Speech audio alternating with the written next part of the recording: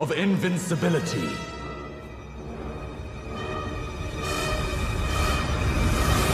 Halo sahabat cerita, kalian pernah melihat mumi nggak? Atau minimal pernah mendengar cerita tentang mumi? Mumi sendiri simpelnya adalah mayat yang diawetkan baik dengan cara alami atau buatan sehingga bentuk awalnya tetap terjaga. Biasanya mumi ditaruh di tempat yang sangat kering atau sangat dingin dan tidak ada oksigen agar tidak terjadi proses pembusukan. Selain itu, bisa juga dengan penggunaan bahan kimiawi yang biasanya disebut dengan balsam. Biasanya mumi itu lebih terkenal dan identik dengan Mesir ya, karena di sana banyak sekali cerita dan sejarah tentang mumi.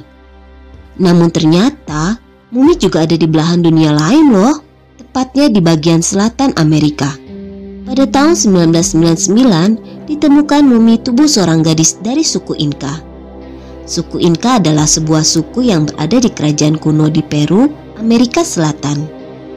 Gadis itu diperkirakan masih berusia 13 tahun saat ia dijadikan mumi.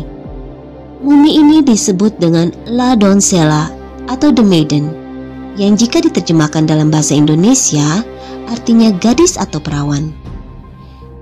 Diperkirakan ia tewas karena menjadi tumbal saat ritual pengorbanan di Gunung Lulailaco di Argentina sekitar 500 tahun lalu. Tapi yang agak aneh sekaligus menakjubkan, tubuh mumi itu terlihat masih utuh, hingga sulit dipercaya bahwa gadis itu telah meninggal lebih dari 500 tahun lalu. Kondisi jenazah yang masih terlihat utuh dan bisa dibilang hampir sempurna inilah yang menjadikan suku Inka dianggap sebagai pengawet mayat terbaik di dunia. Banyak bukti yang mengarah kalau pada praktik suku Inka kala itu, mereka memang menggunakan anak-anak sebagai tumbal untuk persembahan kepada dewa mereka. Konon mereka dipersembahkan untuk bermacam alasan. Misalnya, pada hari penting suku Inka, saat terjadi perang atau bencana, dan juga ada yang memang menjadi ritual rutin mereka yang membutuhkan tumbal untuk sang dewa. Ada 3 mumi yang ditemukan terkubur di situ. Seorang gadis berusia 13 tahun, serta 2 bocah laki-laki dan perempuan yang diperkirakan berusia 4 atau 5 tahun. Diperkirakan sebelum dijadikan korban tumbal, mereka seperti dibius selama berbulan-bulan agar tetap dalam keadaan tidak sadar. Sebelum akhirnya dikorbankan dan dibiarkan mati di pegunungan tinggi Andes, tempat ritual itu terjadi. Setelah dianalisa oleh tim forensik, para tumbal suku Inka tersebut diketahui telah dibius menggunakan sejenis alkohol dan daun koka yang merupakan bahan dasar pembuatan kokain. Jumlah kandungan kimia terbanyak ditemukan pada rambut gadis yang tertua. Hal ini mungkin disebabkan karena adanya perlawanan dari sang gadis tersebut. Daun koka sendiri faktanya akan mengeluarkan stimulan ringan saat dikunyah dan dihisap.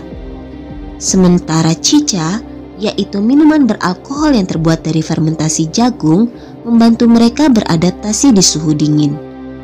Namun chicha juga bisa mempercepat kematian karena ia bisa menghentikan perasaan menggigil. Gadis yang paling tua dari 3 mumi itu ditemukan dalam posisi duduk bersila, dengan kepala terkulai ke depan dan tangan beristirahat di pangkuannya. Ia juga mengenakan hiasan bulu di atas rambutnya yang dikepang erat. Di antara kedua giginya dan di belakang pipinya ditemukan daun koka yang menggumpal. 3 mumi tersebut diyakini telah dikorbankan dalam sebuah ritual yang disebut upacara kapakoka. Ritual itu sendiri digunakan untuk menanamkan rasa takut dan membantu mereka mengembangkan kekaisaran Inka kala itu. Meskipun begitu, tidak ada bukti gadis tersebut dibunuh secara brutal. Karena bisa dilihat kondisi fisiknya masih terlihat baik, juga rambut dan bajunya masih terlihat bagus. Bisa jadi pemimpin ritual akan menunggu korban alias para tumbal itu jatuh pingsan karena efek bius tadi sebelum menempatkan tubuhnya dalam ruang pemakaman.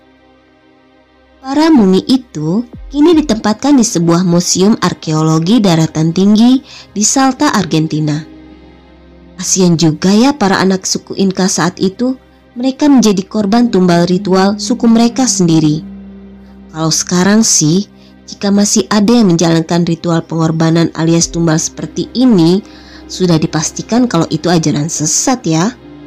Karena tentu saja, urusan hidup mati seseorang adalah urusan dari Sang Pencipta. Well guys, sampai ketemu lagi dalam cerita menarik lainnya dari Wahana Cerita ya. Sampai jumpa.